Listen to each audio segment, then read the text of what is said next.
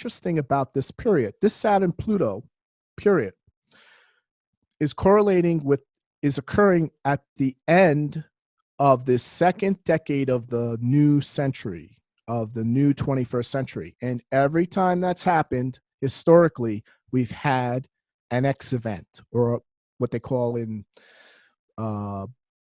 investing parlance, a black swan. We're in the second decade of this century. That's right. Every century, going all the way back to the collapse of the Roman Empire, it was in the second decade of every century, every new century, where we had an X event. Give me an example of an X event in the past. World War I. Go back 100 years. World War I. Go back another 100 years. You got the War of 1812 and the Napoleonic Wars that took out all of Europe, right? That consumed all of Europe. Like the teens of those centuries, like the 1814, 1914. Right. There you go. Right. But so, we passed that. We're already in 2020. No. 2020 is still the second decade.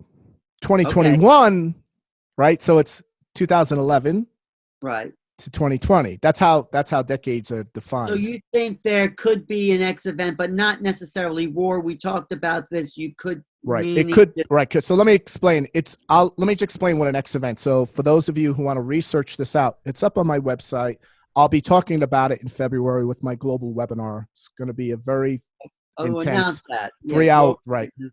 But X events occur again, like I said, into the middle part or late part of a decade, at the beginning of a new century that is correlated to the rise and fall of empires, large-scale military invasions, revolts and social revolutions on a continental or global scale, political power struggles of international significance, unexpected outcomes in military campaigns, religious conflicts, along with the outbreak of major world wars, to name a few. Give you just an example. So like someone said, what's the closest thing could we relate to an X event?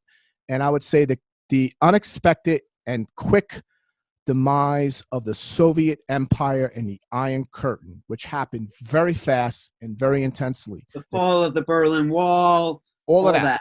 All that, yeah. Like overnight. Yeah. Overnight.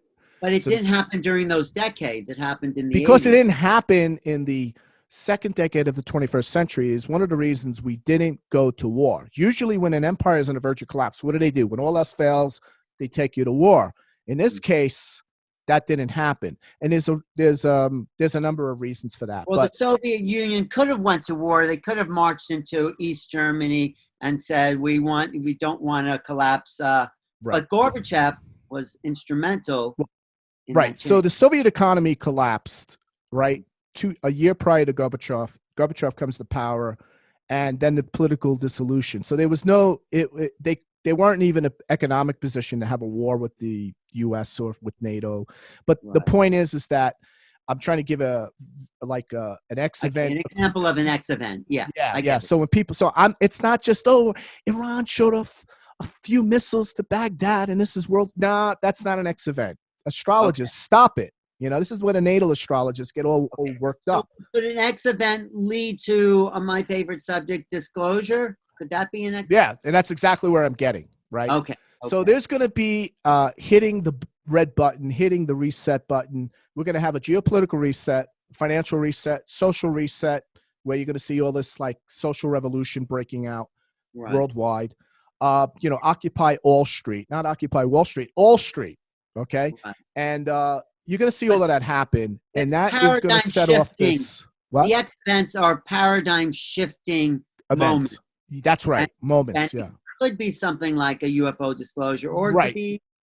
Well, that's what I'm going to get to. The UFO, I'm thinking about, remember, an X event is a complexity overload leading to the collapse of everything and the eventual transformational rebirth of a civilization thereafter, which so it's paradigm shifting, right? So what I'm saying here is that definitely we have to factor in the UFO, the disclosure, the alien ET presence that has been a military issue, especially for the United States, since 1947. And by the way, 1947, guess what combination of planets we had in conjunction? Take a guess. Saturn, Pluto? That's right. We had a Saturn-Pluto conjunction In what in sign? July 1947. And what happens? In what sign was that? I'll tell you right now. Let me just go to Roswell incident here. I'm just looking at my screen here. And the conjunction occurred in Leo, 8 degrees of Leo, right? So 12 degrees of Leo, I should say. So we had a Saturn-Pluto conjunction, and that was occurring in the summer, fall of 47. And what happens during that time? We see the Roswell incident, and shortly after the Roswell incident, we see the rise of what? We see the rise of the CIA, FBI, National Security Act, MJ-12. MJ-12. Well, before Roswell, there was the sighting by Kenneth Arnold. That's right. And that also occurred, I believe, in earlier 1947. It happened June 24th, 1947. That's right. Before Roswell. That's right. So we're seeing the Saturn-Pluto was there, right? Saturn-Pluto. And then also around that time, there's a lot of disclosure events that are happening. We see Operation Majestic 12 come into force. But we're also seeing September 24th, 47. We're also seeing a huge economic boom for the U.S. at that time. Well, what happened is remember that the rest of the world was in a massive depression after World War II because everyone was destroyed except for the U.S. So the U.S. was undergoing a massive recession because it needed to retool its military manufacturing for consumption. Right. So the boom, okay, so if you ask anyone in 1947, is there a boom going on? Are you making tons of money? Most of them would say no. But that was the beginning of a restructuring period for the world. And remember, what also happened in 1947, we gave all this money to rebuild Japan, all this money to rebuild Europe. Do they thank us today? No. But that resulted in a massive economic seeding period that would result in the type of the rise. What happens? The rise in the middle class happens from 1947 on. So, it's a good thing, but everyone who was living in 47 in downtown London, downtown Paris, downtown Berlin was not having a good time. They didn't see it till the 1960s where there was a huge urban boom of economic growth and expansion. Right. But it was the beginning. It was the seed that would then blossom 15 or more years later. Yeah, it took a good 20 years before, but even before then, you had to leave it to Beaver household within 10 years. By 57, 58, right? Yeah. You had to leave it to Beaver or Father Knows Best households were dominant in America because of what happened in 47, that entire restructuring of the economy. And the middle class, and then the Levittown's a suburban explosion. People were leaving the cities, but they weren't going to the country. They created suburbia. Right. So that was a whole thing in the 50s, 60s. Exactly. So anyway, getting back to the event of the UFO disclosure, that comes out of nowhere. Of course, we're aware of that, but how does that actually show up, do you think? How will that show up? Well, like we talked last year at the Open Center event, that one of the predictions I made and a number of things did happen. I would see more compelling revelations that would come directly from the Pentagon, from U.S. government, not just some whistleblower, although that did happen as well. No, that did happen. That did happen as well, right? The Navy acknowledged they didn't know what was going on. Yes. Yeah, get used to it. That's what they said. They're real and get used to it. So we're going to see even more. Now, the reason I believe it's going to be connected with Roswell, and not just with Roswell, but the events that were happening in 47, because there was a number of other craft that crashed in... At least 3 crashes in New Mexico. Correct. Around, at least that's what Linda Moulton Howe says. Yeah, and there's other confirmation of that from other researchers. I believe everything that was occurring in that Saturn-Pluto period in spring of 47 into early 48 is going to start creeping out in a very significant and powerful way as part of this larger or controlled disclosure event. Not just going to be a disclosure. You just get on with things, run up that credit card more, and just know that aliens are real, right? I don't think it's just going to be I don't think that's what it's going to be about. I think it's going to be paradigm shifting to the point where people are going to break away from their current belief systems and embrace this new cosmological spirituality, which will somehow coalesce into some type of formalized religion. Do you think it has to do with the ET influence, though? Absolutely. And I believe the ETs have been engineering this, and this is part of what's being rolled out. And I believe there's part of the government that wants to stop this.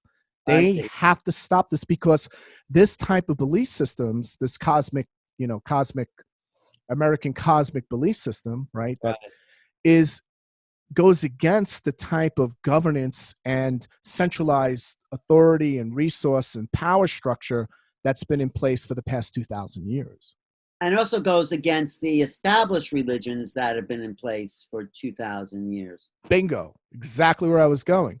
So I believe this is part of the disclosure. It's not just disclosure and more documents come out and now witnesses. That's going to happen. The reformatting of our belief system and worldview. Right. Especially when we find out our true origins as a species. That we are an essentially engineered race.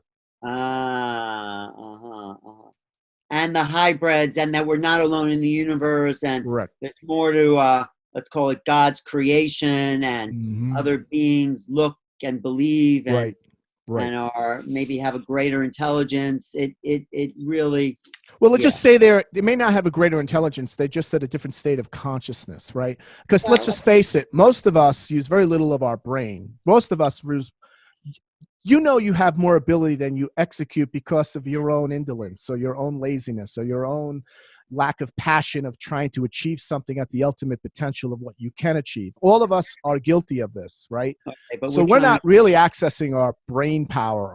Let's access our brain power and start a new religion about that. There you go. Okay. That's where I think it's going. And it goes just beyond intellect. People like Joe Dispenza are doing that. He's doing exactly that. Right. So we're going to see a lot more of this. And I think that's what 2020 is about. It's very hard to say what's going to be the moment or the event or the day. But I really think this is going to be a year that was very close to what we saw in 2009 definitely 2008, 2009 with the level of intensity. And I think that a lot of but even more intensity, because this is a revelation, if you're talking about the ETs of a higher octave of something else going on. Right. I think Diana, by the way, is much more vested, but it's her position. She's a professor, she's a religious scholar. Yeah. Yeah. So she's not going to she's not going to keep her position at a university if she comes out and says, I totally believe in what I wrote about. I believe that this is true. This is where we're moving towards. There's an archetypal synchronistic resonance that's going on right now. Archetypal synchronistic resonance of this American cosmic with these larger outer planetary alignments about the interconnected synchronicities that is going to galvanize some type of movement, belief system, very similar to what we saw in the 60s, right? She's not going to come out and just say that all, or that is what she's intimating in a very powerful way in her book. Not that I'm trying to push the book here, but since we're on it, it's just symptom of everything you're seeing now. So we get this rise of China, we get economic sort of problems, and then we have this X event that pushes us into a new worldview. This is sort of a new but structure. Pushing us will be very upsetting to many, especially if you've been thriving with this type of world with its distorted values and beliefs and corruption, and I would say the consequences of consequences of excessive greed and ambition and aggressiveness, right? I would say that this type of transition is going to be much more of a psycho-spiritual dark night of the soul breakdown for many of those people while they're getting initiated. So I believe there's going to be a lot of breakdowns going on this year and hopefully some breakthroughs. I think so. I mean, ultimately, like we said at the Open Center, there's an upswing eventually to a consciousness and awareness and where we're going as a planetary civilization if we can get over the China thing. or through. Yeah, the China thing, look, always you're going to have this, a lot of, look at 1960s, for example. You had this wonderful human being movement.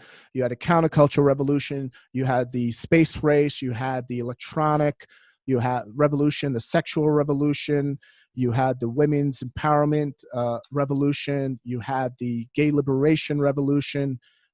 You had all these things. At the same time, you had these massive protests. You had revolutions, physical, violent, political revolutions worldwide happening in nearly 100 countries in Africa and throughout Asia. You also had revolution in music. You had a revolution. Well, you had revolution with the Beatles. The Beatles were the beginning of that, right? That's right. It was a whole music. But you had the Vietnam War. You had the Soviet Union and the U.S. in a state of Cold War. So it was a mixed bag. It was the best of times. It was the worst of times. Right. All at the same time. We're coming into that now, you're saying? Yes. It's like a combination of the 30s and the 60s on steroids. Oh. And a lot of people can't handle it. They just want to watch their Netflix and have their Cheetos and just, It's too late for that, right? Right. Because you need to be making the Netflix instead of watching it. That's right. Well, this has been a great overview. Thank you. So I think it's very exciting. It shows we're living in interesting times, as the Chinese would say. But we certainly are. And they're part of why we're living in interesting times. Exactly. And you know what?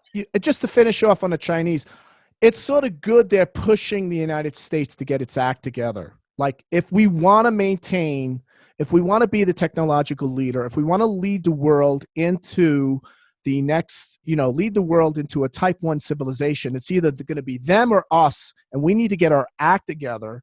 And I'm not just talking about the White House here, okay? It goes far beyond that. We need an alignment and a focus like we did have in the 60s. Correct. And that's what led the technological revolution that created a whole new world with digital that came out of the 60s and 70s. So that's what you're saying we're being pushed to do now. Right. So I believe there actually will be a positive catalyst. And I'm going to be an optimist for the moment here, although I'm borderline on this. I don't think it'll result in a third world war conflict, although it could come to that. But it might.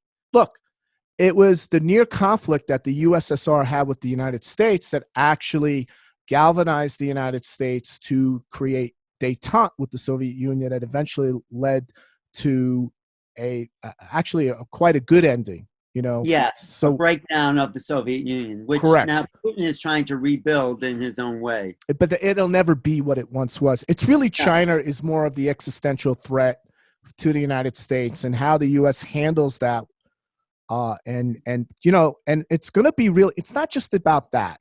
It's partly about that. The other half of it is, how are we going to transition? Who's going to lead this from a type 0 civilization to a type 1 civilization, which we're on the verge or transitioning to? And type 1 civilization means we've left the planet.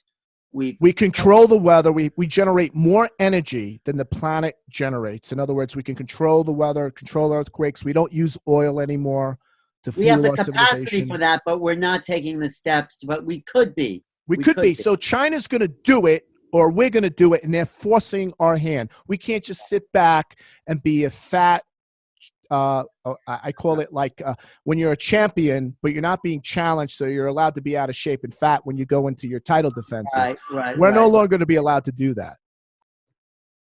So it does sound like exciting times. And I mean, I think what you're saying about a new religion was a building of a spirituality, like a solid sense of spirituality that maybe you could call a religion, but I call it really, I'm using the word religion in a very broad sense. I call it more of a global revelation of who we are as human beings. So there will be a global revelation, and when the dust settles, it'll be sort of codified. And dogma is not a bad word. It's just this sort of a codified construct of a revelation or spiritual experience. And that's what I'm seeing eventually. To me, a dogma sort of, it seems like more of a mindless, but I think self-responsibility. I mean, by the end of this century, it could be some pretty amazing things that would happen. Do you see Yeah. that? So look, I think it's going to get very topsy-turvy, very intense. A lot of people who've been living off that credit card or just going from job to job or thinking they're going to retire and move to North Carolina and live in a big McMansion. I think that's all coming to an end. I think each generation is going to experience a different transition as this unfolds. But I just I mean, we should wrap up soon. Yep. Yep. But let's just look at the beginning of 1900, the end of the 1800s, beginning of the 20th century, and look at the end of the 20th century. That was a huge leap. That's right, and I believe we'll be there. I believe being an optimist, long-term optimist, I definitely believe by 2050 we're going to be in a vastly different world at every level that goes beyond what we can fathom now. I mean, just keep in mind the type of, like, what I did for 20 years didn't even exist in 1990. I was a computer infrastructure engineer, right? That didn't even exist, that title. Operating system infrastructure engineer. That just didn't exist in 1990. What will exist in 20 years that we're not seeing now is what really, right? Well, I believe that's right. I believe there's whole industries. I believe AI is going to be the greatest game changer since man discovered fire. Mm-hmm. The greatest. It can make, driverless cars and all that. Beyond that. It's going to be beyond that. It's going to be possible for medical singularity to occur in a very short amount of time, where every year you age chronologically, you get 1 year younger biologically. And of course, rebuilding your own organs from your own stem cells. Right. And right. That's all of that. Medical singularity. We're going to see some changes. Look, the finance system it's not just about the banks. It's about currency. Crypto is here. It's not going away. And money as we know it is going to go through such radical changes. It's gonna have a completely different meaning and identity for us by the time the dust settles, certainly by 2030. And just remember one thing, that in 1919, how many people had cars? Right. What, 9%, 10%? By 1930, everyone had a car. And it's the same with crypto. I think another X event could be the discovery of free energy. I mean, they already discovered it, but the massive use of free energy. You have a little unit in your house, you plug in, right, and you don't need to be a slave to work for your own. Right. So I think fusion technology, cold fusion, hot fusion technology, they already have a fusion engine for military jet aircraft. Even beyond fusion, something even simpler. I'm just talking about what's possible by 2030. They might have, a zero, what do they call it? Zero point. They might have other alternative energy. They might but have there's a problem with all of that too. You got to be a little realistic. Even if they came out with an engine, right? The cost of, you still have to build it out, build out the infrastructure. You're still going to have this infrastructure overlay that's going to have to occur. And that's not going to happen in 10 years. It's going to take more like 30 years before it's complete. But that's a real X event when we're no longer a slave to energy. Slave to fossil fuel. Well, a slave to energy. Well, energy, we're always going to be using. But if there's free energy, right? Fusion energy would essentially be free energy. We're talking not fission. We're talking about fusion, right? Or something that just taps into the 0 point within this energy, little centimeter of space, and boom, we could, harvest the deserts, water from the oceans. So there's that development in manufacturing. We have 4D printing now. Forget just 3D. People are going to be manufacturing homes and cars right out of their garage. What's 4D printing? It's I don't quite understand it. I was just told this by a client of mine who's an engineer out in Chicago, and he's working. He's actually writing his paper on 4D printing, which they already have developed, but it hasn't been rolled out yet. And it's something that the government has been putting a lot of money behind to supersede China, to ensure that we remain ahead of the curve when it comes to these type of emerging fourth industrial scientific revolution technologies. So 4D printing, 6G, not 5G, 6G wireless communication. And what is also coming out is wireless power.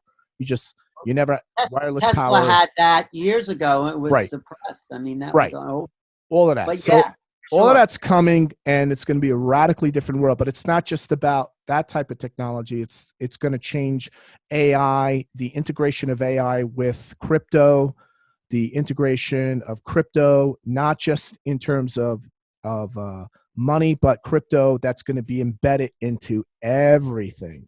So it'll be the blockchain technology revolution is just as significant as what was happening when the car revolution was occurring 100 years ago.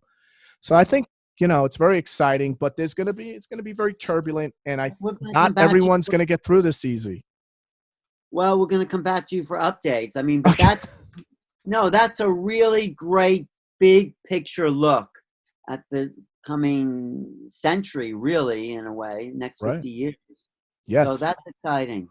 Very exciting. Well, thank you for having me on the show. It's always a pleasure. I always like coming out and doing that presentation at the Open Center. Tell me, though, where you're going to be, how people can find you, what's upcoming. Yeah, people can find me at my website, williamstickevers.com. I have a Patreon channel. It's called Global Astrology, Global Transformational Astrology. They can look me up in Patreon. I'm on 3 times a month. I go into this. I put on slideshows, very detailed slideshows, along with what I'm talking about. I go into the economics. I go into everything. I go at the consciousness level. I deal with the psychospiritual death rebirth processes historically. I also make a lot of predictions. I make more predictions in a month than most astrologers make in years. Okay. And I got about an 87% accuracy rating. And I'm not going to be right about everything, and not everything about what I said today, but I'm very confident by following the astrology and trying to be as impartial as I can be, right? We can get a very clear sense of where we're going. People can just reach out to me, and, and we can definitely take this journey together. Thanks, William. Thank you, sir. Be in touch. It's Alan Steinfeld for New Realities. If you want to reach me, subscribe to youtube.com/newrealities or my website, newrealities.com.